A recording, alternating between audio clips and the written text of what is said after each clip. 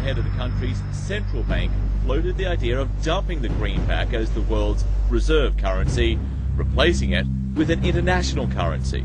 Thousands of people gathered to hear Barack Obama deliver key foreign policy speech on his current European tour.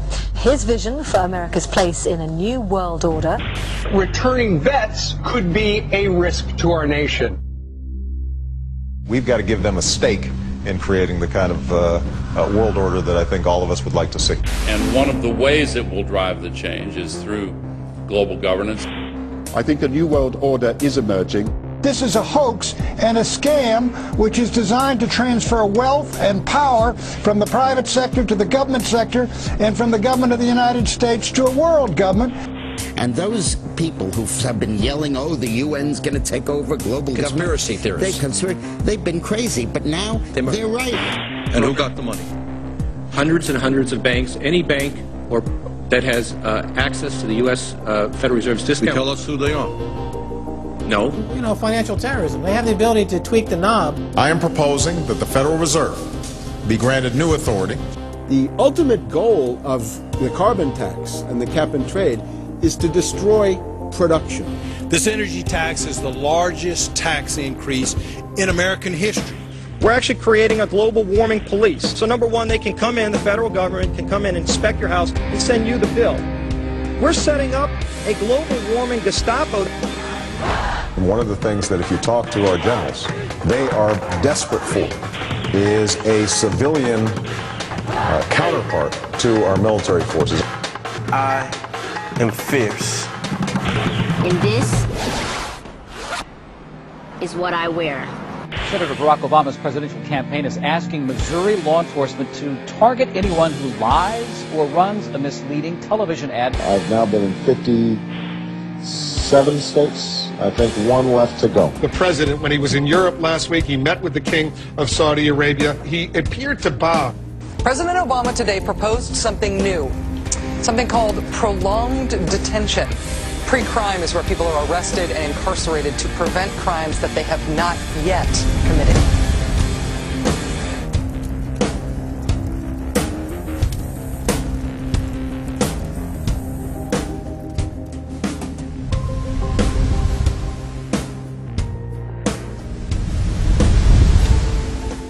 It's the World Wrestling Federation. It's the Washington Wrestling Federation. They put on this show that they're bitter rivalries, you know, villains, and they really don't like each other. But behind closed doors, they buddy up for a drink and make deals. Both the Republican and Democratic parties are owned by the same global elites. And on issues that matter to those global elites, they act as one. They've wrapped themselves in the American flag, and they've talked about preserving American heritage and principles, and all the while they're working to merge us into a new world order where our sovereignty will be destroyed. We'll lose all connection with our American heritage. With Bush, you knew exactly what you were getting. It was there was no iron fist in a velvet glove. It was just the iron fist. Whereas with Obama, you've got the velvet glove and the iron fist. You know, a very sharp guy, very smooth, knows exactly what he's doing. For that reason, far more dangerous than Bush. Well, at the end of last year, I was willing to give Obama the benefit of the doubt. I thought it was premature to write this guy off. But now that he's been in office for a while, it's obvious that he is very tight with the Goldman Sachs and J.P. Morgan's on Wall Street, and he is extremely compliant and pliant to the wishes of the large banks, going back to what we saw with Robert Rubin under the Clinton administration, changing laws in favor of the banks. And he's not doing anything to stop the banks. He's helping the banks continue to do what they were doing under Bush. So, in fact, he's just a continuation of Bush on the subject of markets and finance, which is the most important part of his policy right now. People who voted for Obama wanted real change, and they're getting platitudes, they're getting a lot of nice talk, but nothing in the way of concrete change is taking place. In this town, business as usual. There's one puppet master that controls the left, and there's the same puppet master controls the right. They control the Republican Party, and they control the Democratic Party. This is not a party issue. This is not a left-right issue. The question is, who should government serve? And it should serve the people. In fact, government is just a tool of the dominant minority that uses economics and government law to enforce upon the public various mandates. The right-left paradigm in the U.S. and in U.S. politics is taken directly from the commercial world and the corporate world. In the business world, you have Coke, Pepsi. You have McDonald's, Burger King. You've got AT&T and Verizon. You've got duopolies. And a duopoly gives the illusion of there being some competition and some choice. And it looks a little bit better than a monopoly. So, for example, in Communist Russia, if they had Communist Russia Red and Communist Russia Chartreuse, there would have been the illusion of choice and something akin to democracy in Russia. But they simply said, forget it, we're just going to go with red. In the U.S., they have this left-right paradigm, which, unfortunately, it doesn't take them out of the hard, cold fact that there is no choice. There's no social justice. There's only one choice, which is to supply more rent to the rent seekers who have now taken the whole system hostage. We've seen the limitations on government whittled away. We have seen this erosion to the point where today it seems like nobody does care. And right now in Washington, D.C., we have seen a fall of the republic. If the United States doesn't have its Bill of Rights and Constitution, it doesn't exist anymore. It's just more real estate, more dirt. And that's what these global corporatists want. They want to completely dismantle the Bill of Rights and Constitution, and they're doing that right now. This is the fall of the republic. Our nation is dying. We, the people that live in this fine country, need to stand up, get involved, and take the system back. It's the Bill of Rights and Constitution that we owe allegiance to, not to a political party, and not to politicians that wrap themselves in the red, white, and blue, while at the same time they destroy everything that sacred flag stands for. So in the old days, you used to have this globe that with 180 some odd countries, and a few of those countries had a lot of power, like the Soviet Union, the United Kingdom, and the United States at various times.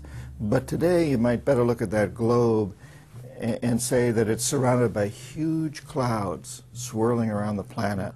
They know no national boundaries. They don't follow any specific sets of laws, and these are the big corporations. They basically control politicians around the world because they have all the money, and politicians always need money to get elected or to run their governments if they're not democratically elected politicians. They control the mainstream press, either through outright ownership or advertising budgets. They have massive amounts of lobbyists in Washington that have tremendous influence on our president and Congress. And they really are calling the shots. They form partnerships with the Chinese and the Taiwanese and the Tibetans, or with the Israelis and Arab nations, with Brazilians and Indians, with whatever country and whatever group of people has resources that they covet. And so for the first time in history, we really have this new form of an empire. Barack Obama is a puppet of the New World Order to bring in a World Bank, to destroy the economy of this country, and to bring in global governance. And no matter how likable the fellow is, we as citizens of this country need to stand up and say no. We have to stand up to preserve a republic here and a rule of law, which is under dire threat.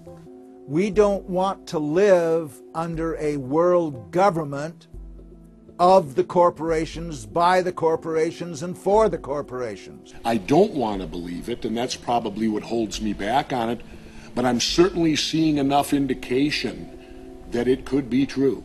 Absolutely, because they're always talking about Mexico and the United States and Canada ending up like Europe. And there's things done politically that seem to take us in that direction. And so I think it's incumbent upon all of us as American citizens to pay attention. This move to world government is not about roses and happiness and peace and in a better life. It's about enslavement. They said in their own writings, from the earliest times to the present, the world they're bringing in is to be a world where everyone who is born, or would be allowed to be born, would be born to serve the state. That would be their sole function. That's if they had a job for you to fulfill or a need for you.